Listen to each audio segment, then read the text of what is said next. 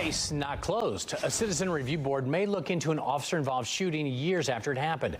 This is the body cam video that shows the moments before a veteran who called 911 for help was shot and killed by police. For approximately 20 minutes, the officers talked to this gentleman. They begged him to put the gun down. Orlando police say the 73-year-old man was on his porch waving a gun after calling 911 for suicidal thoughts. Fox 35's Valerie Boy was at police headquarters today asking questions about what happens next.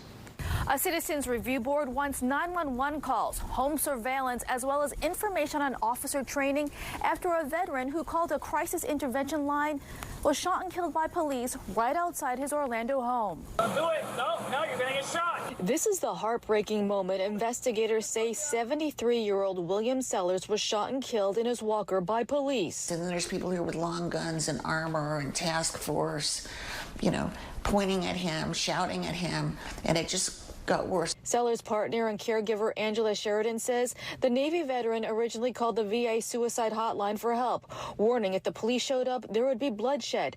But instead of getting help, she says police showed up and killed him. FDLE ruled in favor of the officer, saying Sellers pointed a gun at law enforcement. But Sheridan says they escalated him, they provoked him, they didn't take measures that they should have. Now, the Orlando Police Citizens Review Board is investigating. So I hope to get them to disapprove it and request a further investigation. Today, the board asked OPD leaders tough questions. Why a taser wasn't potentially used in this situation. A police sergeant said the officer didn't have a shot with the taser, and they were concerned Sellers would shoot at officers if they tried. I don't accept that comment at face value, what you just said. The whole purpose of the taser is to be used in that kind of situation. I was in the service too, man. Come on. We want to help you. I want to help you, brother. Please, put it down. In this body cam, you can hear an officer trying to plead with Sellers to put the gun down. Board members asked if those officers receive crisis intervention team training to deal with mental health patients.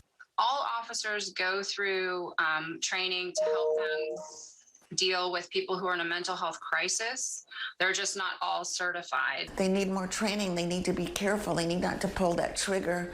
And board members also questioned why the names of the 4 officers were not released when identities of other officers are released in other cases. The board will meet again in September. Reporting in Orlando, Valerie Boy, Fox 35 News.